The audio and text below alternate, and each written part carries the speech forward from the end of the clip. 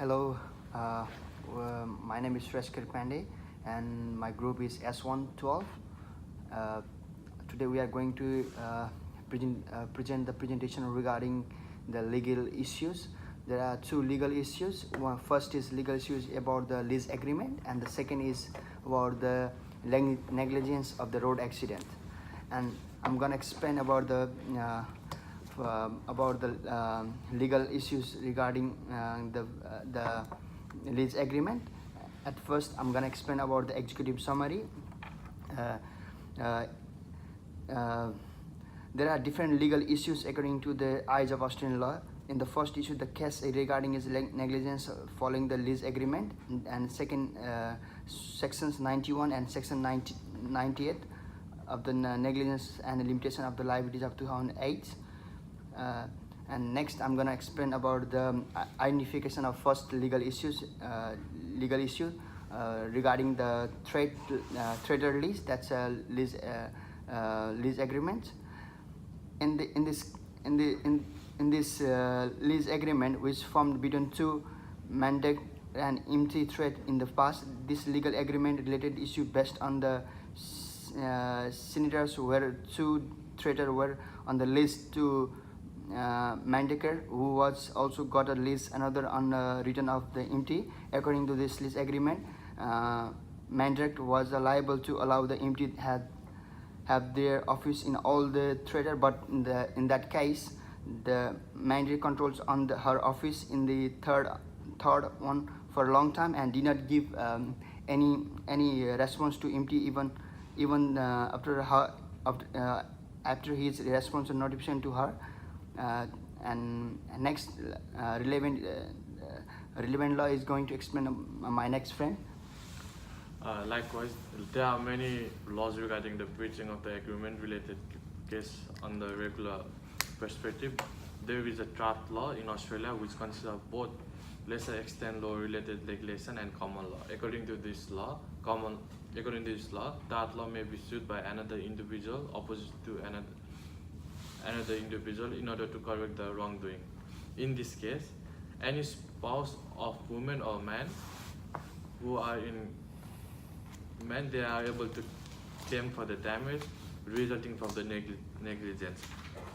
Regardless, resulting from negligence of whether the claim is brought in the contract under the statute, he or she will be able to sue the party or different person. Now I'm going to talk about the application of the law. In the current scenario between the Mandaker and entry threats, the above two laws are applied according to the Australian law of negligence and limitation of liability, Act 2008. If any person who perform any act of negligence in the legal agreement and because of this, he or she are able to claim for the damage suffered by the third party. In this case, he or she will be able to sue another person. Likewise, my another friend is going to explain and give a little bit about the.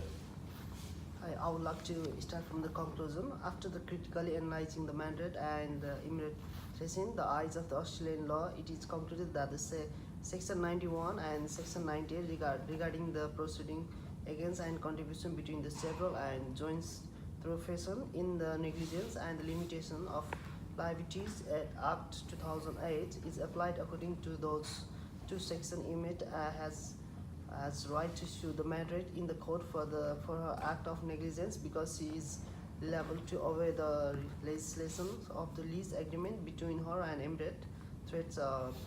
But unfortunately, she didn't bother that agreement and not left her office. So in that case, Emmet threats to send her a legal notice regarding her fraud-based activities and recovery their damage, federal registration and registration. I would like to talk about another case, the identification of second legal issue is stationary car hit. There are two cases in the question. It's like person sitting in the stationary car and is hit by another person who is driving a car, and then suddenly his car hit the stationary car.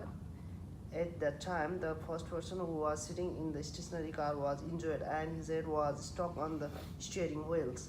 but the minor damage is faced by the second one in another car. The accident triggered a beginning growth that developed into the inoperable malignant tumor for the first person. The situation is quite difficult to analyze which is responsible for this act of disease.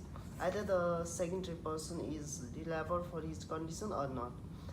In the second scenario, a person who injured in the workplace during his job timing, when he is taken to the hospital, then it comes to know that his leg is fractured. According to his previous medical condition, he was suffering from his brittle bones related condition. At that time, the expense rate of the hospital is much higher, so who will be liable in the case of injury? Like he was injured in the workplace, as he is already a patient of brittle bones condition, so who will pay his expense rate? According to the eye of Australian laws, either the employee is liable for the injury of his employee or not. So my friend will continue from here. Thank you. Hi there, my name is Mandeep Kharel and my student ID is GCB2033. I'm going to explain about relevant law at first. There are many laws regarding the effective implementation of health-related accidents either in the workplace or on the road. According to the section 92, if a person accidentally injured another person and that person died or badly injured, then he will be liable to bear all of his medical expense.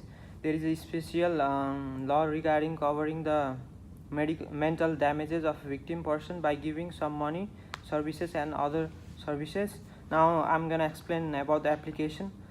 In the second case, there is a need to recover some consequential mental harm related expenses and also pay the damage to the other person's car. In this case is served in an eye of law because in the case a person bears a psychological or psychiatric injury due to the unwanted negligence of another person, there will be a strict penalty applied on that person, and the subsection of the part 3 mental harm related act is applied in this scenario. In this case, Fair Trading Act is applied where the employees are supplemented by another state, federal and territory legislative scheme in the area of safety and health without any discrimination.